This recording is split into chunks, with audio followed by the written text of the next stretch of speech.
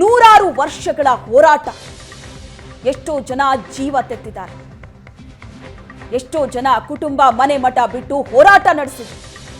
ಇವತ್ತು ಅಯೋಧ್ಯೆಯಲ್ಲಿ ಎಲ್ಲವೂ ಕೂಡ ಸಾಕಾರಗೊಳ್ತಾ ಇದೆ. ಹಸಿರು ನಿಶಾನೆಯನ್ನ ಪ್ರಧಾನಿ ನರೇಂದ್ರ ಮೋದಿ ತೋರ್ತಾ ಇರುವಂತಹ ದೃಶ್ಯ ಅಮೃತ್ ಭಾರತ್ ರೈಲಿಗೆ. ಅಯೋಧ್ಯೆಯಲ್ಲಿ 3 ರೈಲಿಗೆ ಪ್ರಧಾನಿ ನರೇಂದ್ರ ಮೋದಿ ಚಾಲನೆಯನ್ನ ನೀಡ್ತಾ ಇದ್ದಾರೆ. ಮಂಗಳೂರು ಗೋವಾ, ಕೊಯಮತ್ತೂರು ಬೆಂಗಳೂರು ವಂದೇ ಭಾರತ್, ಮಾಲ್ಡಾ ಬೆಂಗಳೂರು ನಡುವೆ ಅಮೃತ್ ಭಾರತ್ ಎಕ್ಸ್ಪ್ರೆಸ್ ರೈಲಿಗೆ ನಿಶಾನೆಯನ್ನ ತೋರ್ತಾ ಇದ್ದಾರೆ. ಹಸಿರು ನಿಶಾನೆ ಚಾಲನೆಯನ್ನ ಪಡ್ಕೊಂಡಿದೆ. ಈಗ ದೃಶ್ಯದಲ್ಲಿ ನೋಡ್ತಾ ಇದ್ದೀರಿ, ರಾಮನ ಊರಿನಲ್ಲಿ ಪ್ರಧಾನಿ ಮೋದಿ ಸಂಚಾರ, ಮಿಂಚಿನ ಸಂಚಾರ ಆಯಿತು. ಬಹುಕೋಟಿ ಯೋಜನೆಗೆ ಚಾಲನೆಯನ್ನ ನೀಡ್ತಾ ಇರುವಂತಹ ದೃಶ್ಯ. ಅಯೋಧ್ಯೆಯಲ್ಲಿ 3 ರೈಲಿಗೆ ಪ್ರಧಾನಿ ಮೋದಿ ಚಾಲನೆ ಕೊಟ್ಟಂತಹ ದೃಶ್ಯ. ಹಸಿರು ಬಾವುಟವನ್ನ ತೋರಿಸೋದ್ರ ಮೂಲಕ ಚಾಲನೆಯನ್ನ ನೀಡಿದೆ. ಅಯೋಧ್ಯೆಯಿಂದ ನೇರ ಪ್ರಸಾರ ಆಯಿತು.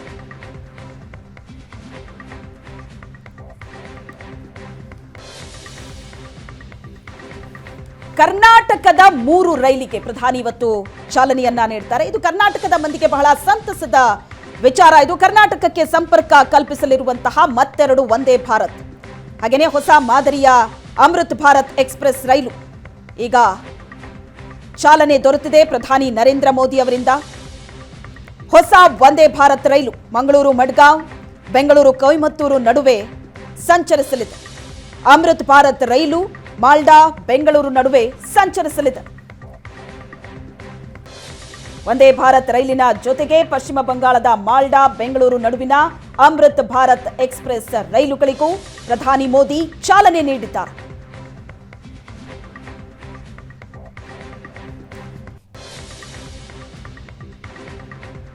ಹೊಸ ಮಾದರಿಯ ಒಂದು ಅಮೃತ್ ಭಾರತ್ ಎಕ್ಸ್ಪ್ರೆಸ್ ರೈಲು ಚಾಲನೆ ಸಿಕ್ಕಿದೆ. ಈಗ ರಾಜ್ಯದ 3 ರೈಲಿಗೆ ಪ್ರಧಾನಿ ಮೋದಿ ಚಾಲನೆ ನೀಡ್ತಾ ಇರುವಂತಹ ದೃಶ್ಯ ಇದು. ಈಗಾಗಲೇ ಕರ್ನಾಟಕದಲ್ಲಿ ಬೆಂಗಳೂರು ಬೆಳಗಾವಿ, ಬೆಂಗಳೂರು ಹೈದರಾಬಾದ್, ಮೈಸೂರು ಚೆನ್ನೈ ನಡುವೆ ವಂದೇ ಭಾರತ್ ರೈಲು ಓಡಾಡ್ತಾ ಇದೆ. ಅದಕ್ಕೆ 2 ರೈಲು ಸೇರ್ಪಡೆಗೊಂಡಿದೆ. ಮಂಗಳೂರು ಗೋವಾ, ಕೊಯಮತ್ತೂರು ಬೆಂಗಳೂರು ನಡುವೆ ಸಂಚಾರ ಕಲ್ಪಿಸುವಂತಹ ವಂದೇ ಭಾರತ್ ರೈಲು ಮಂಗಳೂರು ಭಾಗದ ಜನರಿಗೆ, ಕರಾವಳಿ ಜನರಿಗೆ ಬಹಳ ವರ್ಷಗಳ ಬೇಡಿಕೆ ಆಗಿತ್ತು. ಮಂಗಳೂರು ಟು ಗೋವಾ ಸಂಪರ್ಕ ಕಲ್ಪಿಸುವಂತಹ ರೈಲಿಗಾಗಿ, ಅದು ವಂದೇ ಭಾರತ್ ರೈಲಿಗಾಗಿ. ಆ ಕನಸು ಈಗ ಈಡೇರಿದೆ. ದೃಶ್ಯದಲ್ಲಿ ನೋಡ್ತಾ ಇದ್ದಾರೆ, ಕರ್ನಾಟಕದಲ್ಲಿ ಈಗಾಗಲೇ ವಂದೇ ಭಾರತ್ ರೈಲು ಸಂಚರಿಸ್ತಾ ಇದೆ. ಬೆಂಗಳೂರು ಬೆಳಗಾವಿ, ಬೆಂಗಳೂರು ಹೈದರಾಬಾದ್, ಮೈಸೂರು ಚೆನ್ನೈ ನಡುವೆ ರೈಲು ಓಡಾಡ್ತಾ ಇದೆ.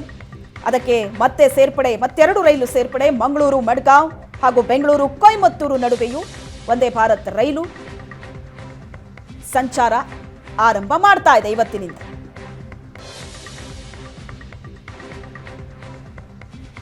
ಅಮೃತ್ ಭಾರತ್ ಎಕ್ಸ್ಪ್ರೆಸ್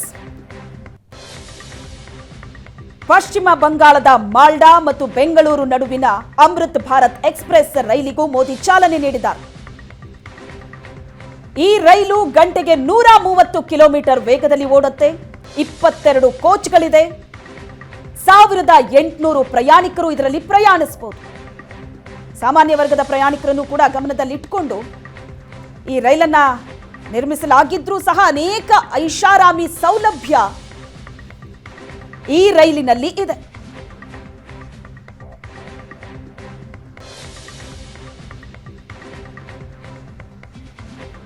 ಕರ್ನಾಟಕದ 3 ರೈಲಿಗೆ ಪ್ರಧಾನಿ ನರೇಂದ್ರ ಮೋದಿ ಚಾಲನೆ ನೀಡಿರುವಂತಹ ದೃಶ್ಯ ಇದು.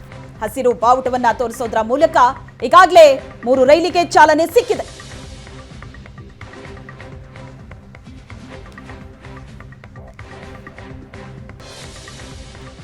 ಮಂಗಳೂರು ಗೋವಾ, ಕೊಯಮತ್ತೂರು ಬೆಂಗಳೂರು ಮತ್ತು ಮಾಲ್ಡಾ ಬೆಂಗಳೂರು ನಡುವಿನ ಒಂದು ಅಮೃತ್ ಭಾರತ್ ಎಕ್ಸ್ಪ್ರೆಸ್, 2 ವಂದೇ ಭಾರತ್ ರೈಲು, ಒಟ್ಟು 3 ರೈಲು. ಕರ್ನಾಟಕದ ಪಾಲಿಗೆ ಇದು ಸಂಭ್ರಮ.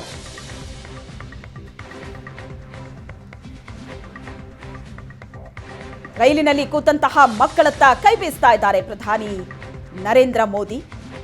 ಉದ್ಘಾಟನೆ ಮಾಡೋದಕ್ಕೂ ಮುನ್ನ ರೈಲಿನ ಒಳಗಡೆ ಹೋಗಿ ಮಕ್ಕಳ ಜೊತೆ ಮಾತಾಡಿದ್ರು, ಮಕ್ಕಳ ಜೊತೆ ಚರ್ಚೆ ನಡೆಸಿದ್ರು. ಅದಾದ ನಂತರ ರೈಲಿಗೆ ಹಸಿರು ಬಾವುಟವನ್ನ ತೋರಿಸೋದ್ರ ಮೂಲಕ ಚಾಲನೆಯನ್ನ ಕೊಟ್ಟಿದ್ದಾರೆ.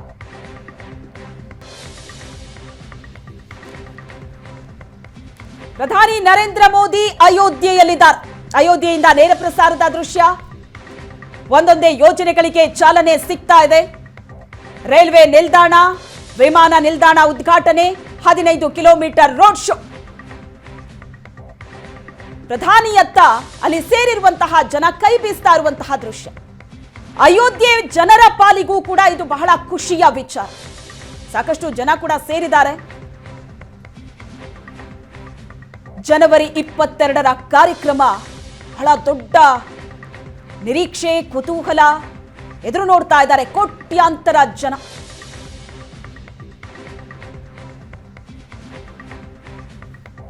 ಅಯೋಧ್ಯೆ ರಾಮ ಮಂದಿರ ನಿರ್ಮಾಣ ಮಾತ್ರ ಉದ್ದೇಶವಲ್ಲ, ಅದರ ಜೊತೆಗೆ ಬರುವಂತಹ ಭಕ್ತರಿಗೆ ಅಗತ್ಯ ಸೌಲಭ್ಯ ಮತ್ತು ಸಂಪರ್ಕ ಕಲ್ಪಿಸುವ, ಮೂಲ ಸೌಕರ್ಯ ಒದಗಿಸುವ ಜವಾಬ್ದಾರಿ ಕೂಡ ನಮ್ಮ ಮೇಲಿದೆ ಅಂತ ಪ್ರಧಾನಿ ಮೋದಿ ಹೇಳಿದ್ದು. ಆ ನಿಟ್ಟಿನಲ್ಲಿ ಬಹುಕೋಟಿ ಯೋಜನೆಗಳು ಚಾಲನೆ ಸಿಕ್ಕಿದೆ.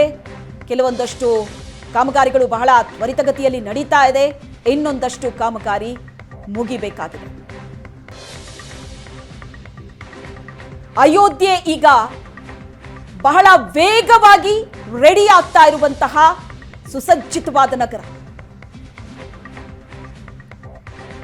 ಒಂದು ಬಹಳ ಮುಖ್ಯವಾದಂತಹ ಧಾರ್ಮಿಕ ಕೇಂದ್ರ, ಅದರ ಜೊತೆಗೆ ಶ್ರೀರಾಮನ ಭಕ್ತರಿಗೆ ಪವಿತ್ರವಾದಂತಹ ನೆಲ ಇದು.